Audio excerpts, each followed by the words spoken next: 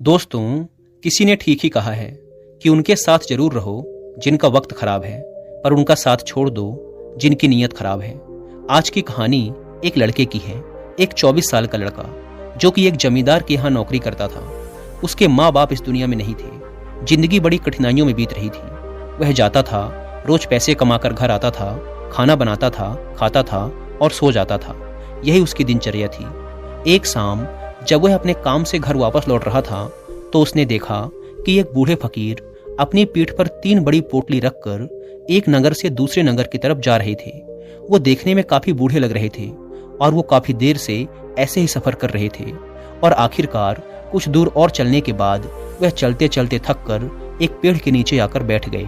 तभी उनकी नजर इस नौजवान युवक पर पड़ी जो कि उसी रास्ते पर जा रहा था और उसी दिशा में जा रहा था जिस दिशा में उन बूढ़े फकीर को जाना था।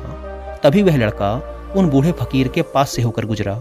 जैसे ही वह उनके पास से गुजरा तभी उन बूढ़े फकीर ने पीछे से आग्रह भरी आवाज में कहा, सुनो बेटा, क्या तुम मेरी थोड़ी सी मदद कर सकते हो? ये पोटलियां बड़ी भारी हैं और मैं बूढ़ा हो चुका हूँ। मैं ज्यादा देर तक इनका बोझ नहीं उठा सकता और मैं बहुत थक भी चुका हूँ। तो क्यों ना तुम मेरी एक पोटली को उठा लो और इसे उस दूसरे गांव तक पहुंचा दो। इसके बदले में मैं तुम्हें 2 सोने के सिक्के दूंगा। वह लड़का उन फकीर की सारी बातें सुनता है, फिर उनसे कहता है, कोई बात नहीं बाबा, मैं आपकी मदद करने के लिए तैयार हूँ। बताइए आपको कहाँ जाना है? ऐसा कहते हुए उस लड़के ने उन फकीर की एक पोटली उठा ली और उसे अपने कंधे पर रख लिया। जैसे ही उसने पोटली को कंधे पर रखा उसे आभास हुआ कि यह पोटली तो सच में बहुत भारी है। फिर वह लड़का और वह फकीर रास्ते में आगे की ओर बढ़ चले। कुछ देर तक चलने के बाद देखते ही देखते वह गांव खत्म होने लगा और अब एक सुनसान रास्ता आगे की ओर जा रहा था। वे दोनों अपने रास्ते पर मस्त होकर आगे की ओर बढ़ रहे थे। जब वे भीड़ से पूरी तरह से अलग हो गए तब वह लड़का उन फकीर से कहता है कि बाबा, इस पोटली में आखिर ऐसा क्या रखा है जिससे यह पोटली इतनी भारी है? इस पर वह फकीर बाबा जवाब देते हुए कहते हैं कि कुछ नहीं बेटा, बस इसमें कुछ तांबे के सिक्के भरे हुए हैं, इसीलिए यह इतना भारी है। उन फकीर की यह बात सुनकर वह लड़का मन ही मन सोचने लगा, लगता है ये बाबा जरूर कोई व्यापारी हैं, तभी तो इतने सारे तांबे के सिक्के साथ लेकर चल रहे हैं। लेकिन तभी उसके मन में एक विचार आया, मुझे इन सबसे क्या मतलब, मुझे तो सिर्फ इस पोटली को दूसरे गांव तक पहुंचाना है। जैसे उसके मन में यह विचार आया उसने तांबे के सिक्कों का ख्याल अपने मन से निकाल दिया और मस्त होकर मार्ग में आगे की ओर बढ़ने लगा। चलते चलते कुछ और समय बीता और वे दोनों एक नदी के किनारे आ पहुंचे। वह लड़का काफी हट्टा कट्टा था और काफी चुस्त और तंदुरुस्त भी था, इसीलिए वह बिना ज्यादा सोचे उस नदी में उतर जाता है। परंतु वह फकीर अभी भी किनारे पर ही खड़े थे। यह देख वह लड़का उन फकीर से कहता है, क्या हुआ बाबा, क्यों रुक गए? आइए, हमें इस नदी को पार करना होगा, तभी तो हम उस गांव तक पहुंच पाएंगे। इस पर वह फकीर उस लड़के से कहते हैं, मैं जानता हूं बेटा कि हमें यह नदी पार करनी ही होगी, पर जैसा कि तुम देख ही रहे हो मैं अब बूढ़ा हो चुका हूँ, इसीलिए ये 2-2 पोटलियां एक साथ लेकर यह नदी पार नहीं कर सकता। इसमें अगर मेरा पैर फिसल गया तो फिर मैं आगे का सफर कैसे पूरा करूंगा? क्या तुम मेरी एक पोटली और ले सकते हो? मैं तुम्हें इसके बदले भी 2 सोने के सिक्के और दूंगा। इस पर वह लड़का मुस्कुराते हुए उन फकीर से कहता है, बाबा, अब आप मुझे शर्मिंदा कर रहे हैं। अगर आप मुझे सोने के सिक्के ना भी दें तब भी मैं आपका कार्य अवश्य करूंगा। मैं आपको उस दूसरे गांव तक अवश्य पहुंचाऊंगा। इस पर वह फकीर मुस्कुराते हुए कहते हैं, बेटा, तुम तो बड़े ही भले आदमी मालूम पड़ते हो। इतना कहकर उन्होंने वह दूसरी गठरी भी उस लड़के को थमा दी। जब उस लड़के ने वह दूसरी गठरी अपने कंधे पर रखी तब उसे यह गठरी भी बहुत ज्यादा भारी लगी, किंतु उसने वहां पर कुछ नहीं कहा। जैसे तैसे उन दोनों ने वह नदी पार की। नदी पार करने के बाद बातों ही बातों में उस लड़के ने उन फकीर से कहा, बाबा, आखिर इस दूसरी गठरी में क्या है, क्योंकि यह भी बहुत भारी है। इसका उत्तर देते हुए बाबा कहते हैं, बेटा, इस गठरी में चांदी के सिक्के हैं, इसीलिए इस गठरी में भी काफी वजन है। उन फकीर की ये सारी बातें सुनकर अब उस लड़के का दिमाग तेजी से काम करने लगा था। वह सोचने लगा, एक गठरी में तांबे के सिक्के हैं और दूसरी में चांदी के। ऐसा लग रहा है जैसे ये फकीर बाबा बड़ी दूर से आ रहे हैं और इन्होंने अपनी सारी जमीन जायदाद बेचकर यह सिक्के इकट्ठा किए हैं, इसीलिए तो यह इतना धन साथ लेकर चल रहे हैं। लेकिन वह लड़का उन फकीर बाबा से कुछ भी नहीं कहता और वे दोनों चुपचाप मार्ग में आगे की ओर बढ़ते चले जाते हैं। कुछ देर चलने के बाद आगे फिर एक सुनसान रास्ता आता है। उस सुनसान रास्ते पर आते ही उस नौजवान लड़के के मन में तरह तरह के विचार उठने लगे। वह सोचने लगा, अरे यह तो सुनसान रास्ता है। अगर मैं ये सिक्के लेकर यहाँ से भाग जाऊं तो ये फकीर भला कब तक मेरे पीछे भागेंगे। मुझे नहीं लगता कि ये मुझे कैसे भी पकड़ पाएंगे, और यहाँ कोई है भी नहीं जो इनकी मदद कर पाए। और वैसे भी ये बहुत सारे सिक्के हैं, मैं इनसे एक अच्छी दुकान खरीद सकता हूँ और खुद का व्यापार भी शुरू कर सकता हूँ। और वैसे भी ये बूढ़ा फकीर अब इस धन का क्या करेगा, इससे अच्छा तो मैं ही इसे ले लेता हूँ। वो लड़का ये सब सोच ही रहा था कि तभी उसे खुद पर आश्चर्य हुआ। अरे, मैं यह सब क्या सोच रहा हूँ? ये फकीर बाबा ना जाने कहाँ से आ रहे होंगे और ना जाने कितनी मेहनत करके इन्होंने ये सिक्के इकट्ठा किए होंगे। मुझे इनका फायदा नहीं उठाना चाहिए। नहीं नहीं, मुझे ऐसा नहीं करना चाहिए। उसने कुछ देर के लिए तो अपने मन के विचारों पर काबू पा लिया, किंतु कुछ देर बाद देखते ही देखते उसके मन के लालच भरे विचार उस पर हावी होने लगे। वह लड़का 2 पोटलियां लेकर उन फकीर के पीछे पीछे चल रहा था। कुछ दूर और चलने पर रास्ते में एक पहाड़ी आई। उसे देख वो फकीर बाबा उस लड़के से कहते हैं, बेटा, ये पहाड़ी मैं नहीं चढ़ पाऊंगा। मैं काफी बूढ़ा हो चुका हूँ और मेरे घुटनों में भी दर्द रहता है। यदि तुम मेरी यह तीसरी गठरी भी ले लो तो मैं तुम्हें 2 सोने के सिक्के और दूंगा, लेकिन याद रहे इसे कहीं गिराना मत, ये कहीं खुल ना जाए। यह बात सुन वह लड़का उन फकीर से कहता है, क्यों बाबा, आखिर इस गठरी में ऐसा क्या है? इस पर वह फकीर उस लड़के से कहते हैं, बेटा, इसमें सोने के सिक्के हैं। यह सुन वह लड़का मन ही मन बहुत प्रसन्न हुआ।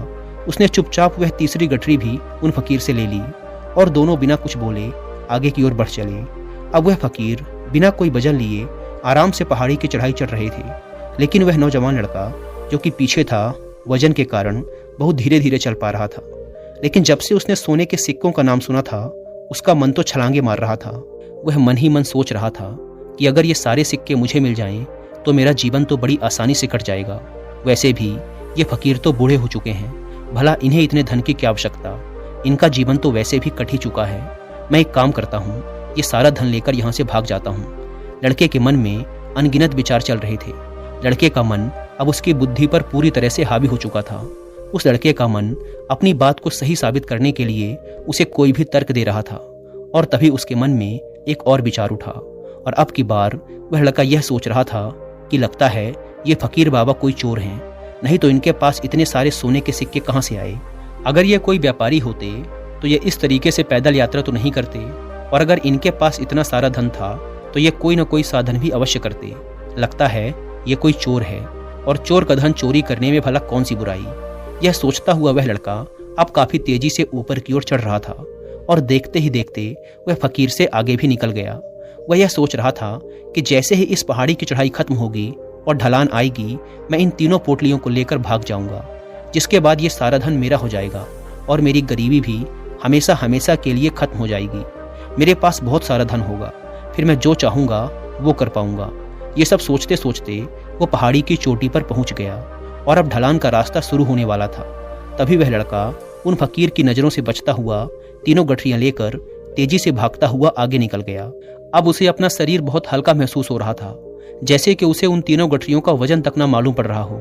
काफी देर तक दौड़ते भागते, लोगों की नजरों से बचते बचाते वह सुनसान रास्तों से होता हुआ किसी तरह अपने घर पहुंचा। उसकी खुशी का कोई ठिकाना नहीं था। उसने सोचा, क्यों ना मैं जल्दी जल्दी इन सभी पोटलियों से सारे सिक्के निकालकर उन्हें कहीं छुपा दूं। यह सोचकर जब उसने गठरी खोली तो पहली गठरी में उसे जंग लगे हुए लोहे के सिक्के मिले। यह देखकर उसे अपनी आंखों पर विश्वास नहीं हुआ। इस पर उसने तुरंत ही दूसरी गठरी भी खोल डाली। इस पर भी उसे जंग लगे हुए लोहे के सिक्के ही मिले। यह सब देखकर वह लड़का बड़ा हैरान हुआ। उसने मन ही मन कहा, आखिर यह सब क्या हो रहा है? उन फकीर ने तो मुझसे कुछ और ही कहा था। अब उसने वह तीसरी सोने वाली गठरी खोली, उसमें भी लोहे के जंग लगे सिक्के ही निकले। यह देखकर वह लड़का बड़ा क्रोधित हुआ। आखिर उन फकीर ने मुझसे झूठ क्यों कहा? उन्होंने ऐसा क्यों कहा कि एक गठरी में तांबे के सिक्के हैं, दूसरी में चांदी के और तीसरी में सोने के? वह यह सब सोच ही रहा था कि तभी उसकी नजर उस गठरी के अंदर पड़े एक पत्र पर पड़ी। उसने तुरंत वह पत्र उठाया और पढ़ने लगा। उस पत्र में लिखा था, यह पूरा नाटक एक ईमानदार व्यक्ति की खोज करने के लिए रचा गया है। मैं इस राज्य का राजा हूँ, मेरी कोई संतान नहीं है, इसीलिए मैंने यह षड्यंत्र रचा है ताकि मैं अपने राज्य से किसी एक ऐसे ईमानदार व्यक्ति की खोज कर सकूं जो मेरे बाद इस राज्य का राजा बन सके और राज्य भार को संभाल सके। और इस राज्य भार को वही संभाल सकता है जो पूरी तरह से ईमानदार हो, जिसके मन में किसी प्रकार का कोई लालच ना हो। पत्र पढ़ते ही वह लड़का जोर जोर से चिल्लाने लगा और अपना सिर पकड़कर बैठ गया। वह यह जानता था कि अगर वह अपने मन के विचारों पर नियंत्रण कर लेता तो उसका जीवन बदल सकता था, लेकिन अफसोस कि वह अपने मन के विचारों पर नियंत्रण नहीं कर पाया। दोस्तों, महात्मा बुद्ध कहते हैं कि विचार ही सब कुछ है। जैसा हम सोचते हैं वैसे ही बन जाते हैं। इसीलिए हमारा सबसे बड़ा दुश्मन भी हमें उतना नुकसान नहीं पहुंचा सकता जितना कि हमारे मन के ये अनियंत्रित विचार पहुंचा सकते हैं। महात्मा बुद्ध कहते हैं कि अपने मन को ध्यान से देखो। हमारे मन में जो विचार चलते हैं वही विचार शब्द बनते हैं और विचार ही कर्म के रूप में प्रकट होते हैं। बार बार दोहराने पर कर्म आदत में बदलता है और समय के साथ धीरे धीरे यह आदतें हमारे चरित्र का गठन करती हैं और आगे चलकर यही चरित्र हमारे भाग्य का निर्माण भी करता है। इसीलिए हमारा अपने विचारों के प्रति सजग रहना बेहद आवश्यक है। हमारा जागरूक रहना बेहद आवश्यक है। हमारा इस पर ध्यान देना जरूरी है कि हमारे मन में किस तरह के विचार उठ रहे हैं। आगे महात्मा बुद्ध कहते हैं कि कमजोरी हमेशा छोटे विचार से शुरू होती है। छोटा विचार एक बीज की तरह होता है और अगर समय रहते इस विचार रूपी बीज को नष्ट न किया जाए तो यह छोटा सा विचार बहुत ही जल्द एक विशाल वृक्ष का रूप ले लेता है और हमारी बुद्धि की सोचने और समझने की क्षमता को पूरी तरह से नष्ट कर देता है। इसीलिए जब हमारे मन में पहली बार कोई गलत विचार जन्म ले तभी उसे जड़ से उखाड़ देना चाहिए, अन्यथा वह बहुत ही जल्द एक विशाल वृक्ष का रूप ले लेगा और हमें किसी न किसी गलत राह पर ढकेल ही देगा। फिर हम चाह कर भी उसे रोक नहीं पाएंगे। लेकिन अब प्रश्न ये उठता है कि हम अपने मन के विचारों को कैसे नियंत्रित करें। हमारा मन तो इतना शक्तिशाली है, इतना चंचल है कि वह किसी न किसी तरीके से हम पर हावी हो ही जाता है। हम चाह कर भी उस पर नियंत्रण नहीं रख पाते। इस प्रश्न के उत्तर में महात्मा बुद्ध हमें दो बातें बताते हैं। पहली बात, सही इरादा विकसित करो। कई बार आपने देखा होगा कि आप बोलना कुछ और चाहते हैं लेकिन बोल कुछ और देते हैं, क्योंकि आपके मन के भीतर जो कुछ बसा हुआ है वही आपके मुख से बाहर भी निकल रहा है। लेकिन जब हमसे वह गलती हो जाती है तो उसके बाद हमारा मस्तिष्क अच्छी तरह से काम करना शुरू कर देता है। हम अपने सोचने और बोलने के प्रति सजग हो जाते हैं और इसी अवस्था में हमें एहसास होता है कि हमसे गलती हो गई है और फिर हमारा मन दुखी हो जाता है, वह पश्चाताप से भर जाता है। और इस दुख और पश्चाताप से बचने के लिए महात्मा बुद्ध हमें सही इरादा विकसित करने के लिए कहते हैं। और ऐसा करने के लिए जब भी आप कोई कार्य करने जा रहे हों तो सबसे पहले आपको स्वयं से पूछना चाहिए कि जो कुछ भी मैं करने जा रहा हूँ इसके पीछे मेरा इरादा क्या है। क्या मैं दूसरों को दुख पहुंचाना चाहता हूँ, दूसरों को नीचा दिखाने जा रहा हूँ, या मुझे दूसरों को और खुद को ऊपर उठाना है। खुद से सवाल कीजिए, खुद को सचेत कीजिए। जब आप इरादों के प्रति सचेत होने लगेंगे, जब आप विचारों के प्रति जागरूक होने लगेंगे, तभी आपके अंदर सकारात्मक ऊर्जा का प्रवाह होगा। तभी आप सकारात्मक इरादों से जुड़ने लगेंगे और आपके अंदर बैठी हुई नकारात्मक ऊर्जा और नकारात्मक इरादे दिन प्रतिदिन कम होने लगेंगे। परंतु स्मरण रहे, आपको यह हर दिन करना होगा और आपको हमेशा इस बात का ध्यान रखना होगा कि आपको केवल अच्छा सोचना है और आपके इरादे हमेशा सही होने चाहिए। तभी आप दुख और तकलीफों से बच सकते हैं, अन्यथा आप इसी तरह दुख और तकलीफों से घिरे ही रहेंगे और आप कभी भी इससे बाहर नहीं निकल पाएंगे। दूसरी बात, विचारों के प्रति जागरूकता विकसित करो, जिससे आपका मन धीरे धीरे शांत होने लगेगा और आपके मन में बसी हुई सभी नकारात्मक ऊर्जाएं, सभी नकारात्मक विचार खत्म होने लगेंगे और आप शांति की दिशा में आगे बढ़ेंगे। और आपको इसके लिए सिर्फ इतना ही करना है कि इस पल में जो कुछ भी घटित हो रहा है आपकी आंखों के सामने, आपके अंदर जो कुछ भी जैसा भी चल रहा है, बस उसे देखते रहना है। अपने मन के अच्छे बुरे विचार, अपनी भावनाओं और यादों पर बिना कोई प्रतिक्रिया दिए बस उन्हें देखते रहना है, जिससे आपके मन के सारे विचार देखते ही देखते खत्म होने लगेंगे। आपका मन खाली होने लगेगा। इसके बाद आप न केवल नकारात्मक विचारों से बच सकते हैं, बल्कि आप बहुत सी दुख और तकलीफों से भी दूर रह सकते हैं। इसीलिए तथागत बुद्ध कहते हैं कि जो स्वयं को देखता है वही सबसे बड़ा तपस्वी है। अर्थात जो अपने मन में चल रहे विचारों को सिर्फ देखता है और उन पर कोई भी प्रतिक्रिया नहीं करता, सिर्फ उन्हें देखता है और समझता है, वास्तव में वही अपने मन पर नियंत्रण भी कर सकता है और वही अपना जीवन सुखी और खुशहाली के साथ जी सकता है। इसीलिए यदि आप भी अपने जीवन को सुखी और खुशहाल बनाना चाहते हैं तो आपको अपने मन पर नियंत्रण साधना ही होगा, अपने मन में चल रहे विचारों के प्रति जागरूक होना ही होगा और अपने मन को खाली करना ही होगा। दोस्तों, उम्मीद है कि आपको इस वीडियो से बहुत कुछ सीखने को मिला होगा और वीडियो में यहाँ तक बने रहने के लिए आपका बहुत बहुत धन्यवाद।